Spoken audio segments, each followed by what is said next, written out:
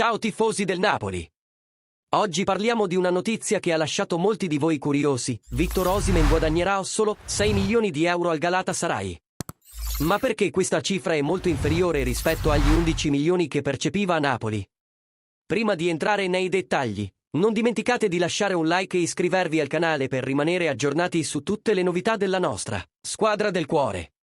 Secondo quanto rivelato dal Corriere della Sera, la spiegazione è molto semplice. De Laurentiis ha già pagato i primi 2 milioni di stipendio relativi ai mesi di luglio e agosto, quindi una parte del compenso è già stata coperta dal Napoli.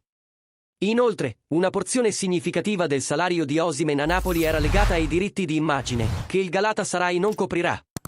Questo spiega perché il nigeriano percepirà una cifra inferiore rispetto a quanto guadagnava nel nostro club. Osimhen si troverà quindi a guadagnare 6 milioni di euro durante la sua esperienza in Turchia, ma senza quegli extra legati ai contratti commerciali che gli avevano permesso di arrivare a cifre stellari. Una mossa interessante da parte del Galatasaray, che cerca di mantenere sostenibile l'ingaggio di un campione del suo calibro. Cosa ne pensate, tifosi?